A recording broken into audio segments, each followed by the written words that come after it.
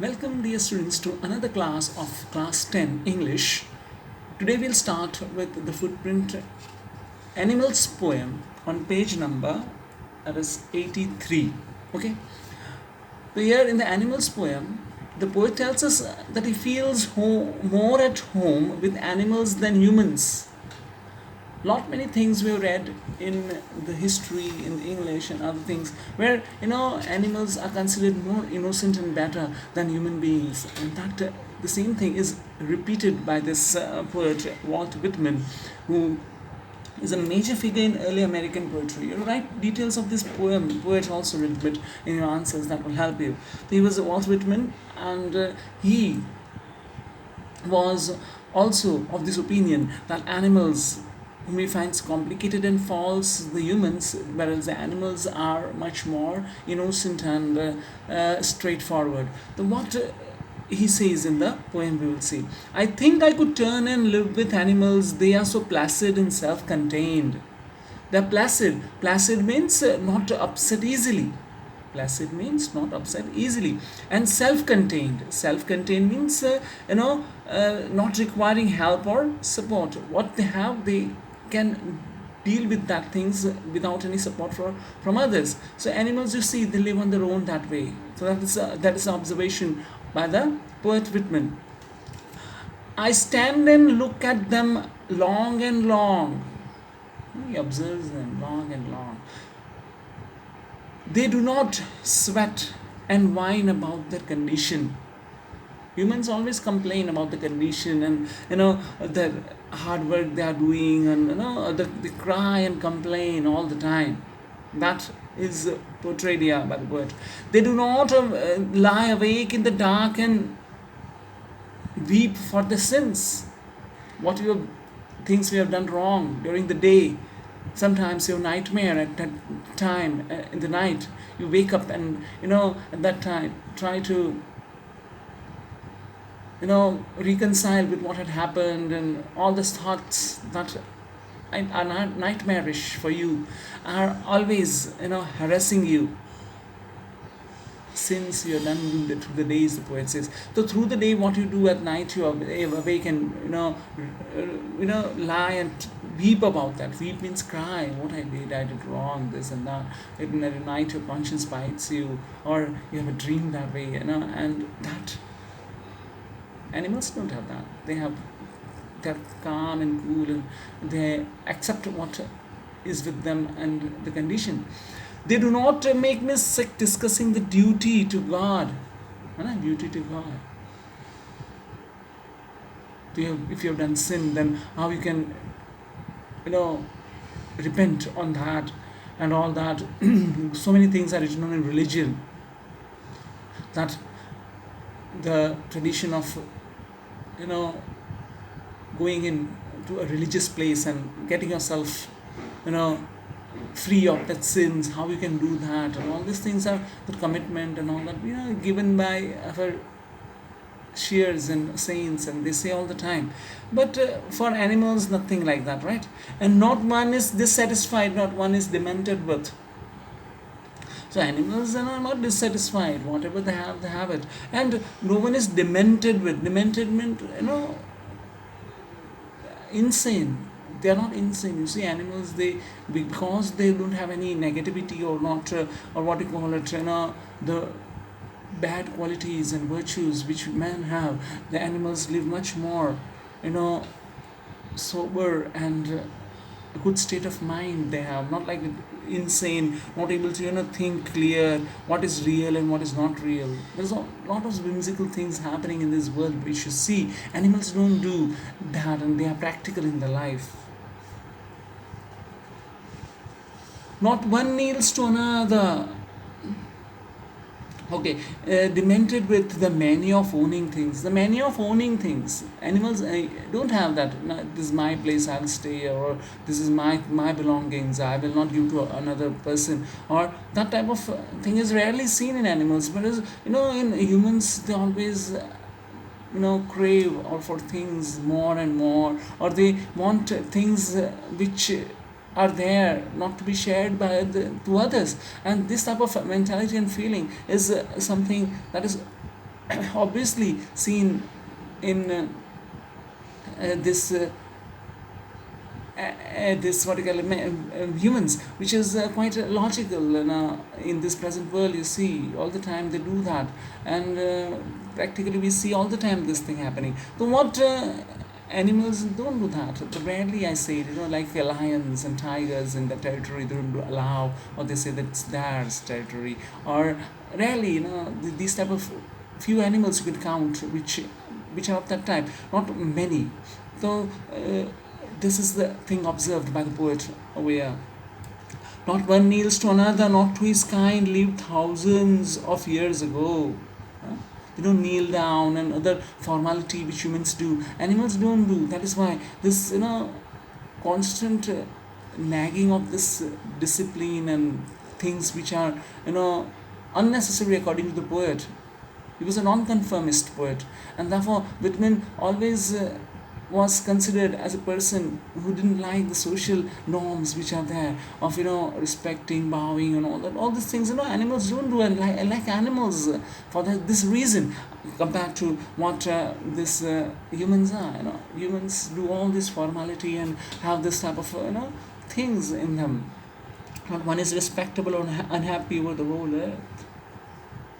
They never we can see on the face of animals that one is respectable or unhappy. Not one is respectable. Not one animal also is respectable or unhappy in the whole earth. So they show their relations to me and accept them. So what I see and what I observe in these animals, I accept them as they are. They're good for me compared to the humans which I see and I don't like them. They bring me tokens of myself, the heavens.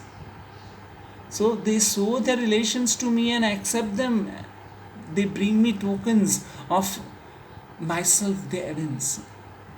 Tokens here means, it's a symbols or qualities, and events means they show or they reveal. The things which we show, this innocence, this not being hypocritic, not being being kind, being sincere, not being unselfish, joy, and all these are the good qualities which we have. This is something that I possessed, and they show me this that we had. Humans also had these qualities long years back before we got civilized. We call ourselves civilized, but according to the Whitman poet, he says that he is not. He says that is of the opinion that things which he observes in animals now, we in the form of humans also possess those, and they show me this that they were having. We actually are common ancestors to apes, and monkeys and all that. We've studied in history of millions of years back. So that he recalls over here that when we were also animals at the time, but when we got step by step into the civilized world, we forgot the goodness which we had in ourselves, and that is something that makes the poet uneasy. He feels that, and therefore he says, they bring me tokens of myself, the events. They show me that these qualities that we also possessed. I wonder where they get these tokens, these good qualities which we were when animals. We had it. Now we are men, we have forgotten it, or we have lost that things of goodness, and that the poet thinks that, did I pass that way huge times ago and negligently drop them?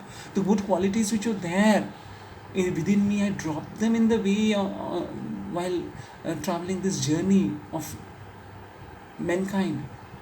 So here the journey in which the humans, the civilizations of our previous world or previous era were having these qualities. They were having all this good qualities, but as and when we got into the civilized world, the huge time before, means a lot of years and millions of years before, which we negligently dropped those qualities of goodness which we had, which, being humans, we are dispossessed. At the same time, they are possessed by these animals.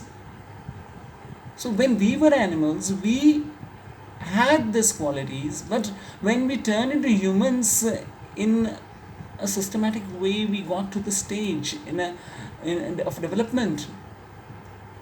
The qualities of which are observed still in the these animals, the humans have lost it. The poet, representing mankind, says that when we have transited from this phase of animal to men, in that transit period, the qualities which were there of good, which have today we see in the animals, we have lost it. And therefore the poet is very, he wants to say that animals are overall better than men in all respect of the qualities which were discussed over here. All those things he is considered to be inferior compared to animals. So with this, the poem explanation you must have got it. Now we'll see the figures of speech. The first line, alliteration and repetition. I think I could turn and live with animals. No? The T sound is repeated, they and turn, and repetition of certain words are there. Easy it is.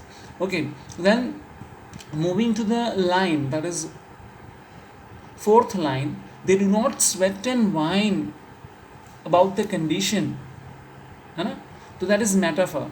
The sweat and whine is actually the cries and complaints that are raised by the humans. Those are cries and complaints, not sweat and whine. Okay, whine is as we saw, to complain. So that is a metaphor, that line. Okay, got it. Now moving to the just next line, they do not. So here the two or three lines are given. Then we have seen in the earlier poems they are, that is anaphora. So anaphora, what it does, repetition of certain words in the initial lines, in repetitive lines of the poem. So here three times, they do not. So even two lines are given, then that constitutes anaphora. Out of the three, combined two lines are given, wherein the initial three words are repeated. At that time, anaphora is the figure of speech according to the figures of speech we are studying. Now, another thing which we see over here is in this line, wherein they do not lie and wake in the dark and weep for the sins. So there is litorts. Why litorts? Litorts, there is negation, right? They do not. Here shows negation. And oxymoron also. The same line has litorts and oxymoron. Oxymorons lie and awake. Lie, when you lie there to sleep, and you are awake also. So that's oxymoron. Okay. Next line is not one is dissatisfied, not one is demented with. Again, there is litorts, not one is. Okay, so the litorts is there, at the same time there is repetition of the words. Got it? In the further lines, there are no figures of speech, and you're moving to the line wherein they bring me tokens of myself, they evince. Got down below? Just last fourth line. They bring me tokens of myself, they evince. In that line, tokens are the qualities or the metaphor. It's therefore more metaphor. Okay, taking for granted tokens as, we consider as qualities. The qualities are taken as tokens, and therefore metaphor. And then the next is